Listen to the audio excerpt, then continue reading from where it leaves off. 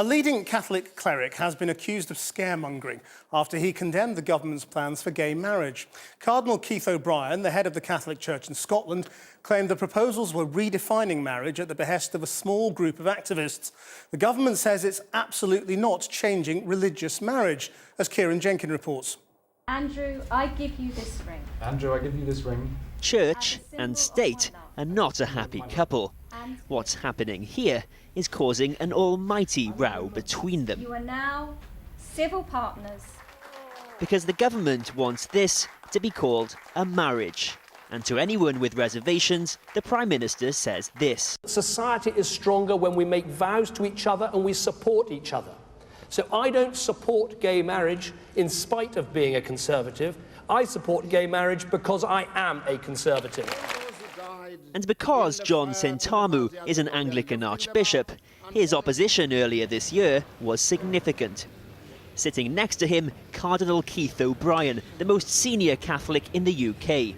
His attack today, the fiercest yet from a high-ranking clergyman. He said, same-sex marriage would eliminate entirely in law the basic idea of a mother and a father for every child. If the government attempts to demolish a universally recognised human right, their intolerance will shame the United Kingdom in the eyes of the world. But is it really intolerant to call this a marriage? The government's launching a consultation to find out.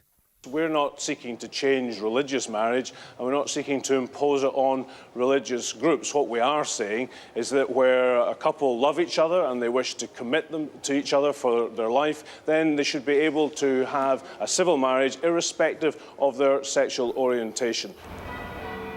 Agreement this morning in one of Britain's most inclusive Anglican churches, led by an openly gay vicar. He says Cardinal O'Brien's comments are really unhelpful. We're trying to be a church which is welcoming, which is a church of love, and when people say things like that, we shoot ourselves in the foot. So I wish they wouldn't. What this boils down to is something of a tug of war between the church and the state over custody of the word marriage itself. What David Cameron wants to do is to call civil partnerships civil marriages.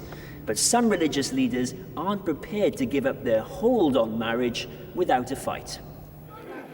It's a debate digested after the service. Inevitably, the subject wanders into what Jesus would do. I think Jesus would be horrified. Why? Because if Jesus stands for anything, he stands for including all people and above all for supporting the notion of human love. I think it's a compliment to the state of marriage in general. If gay people want to get married, I don't think that's an attack on marriage. That's a compliment to marriage. Marriage should be between man and woman, union between us, as far as my understanding. And according to my religious belief, that's what it should be.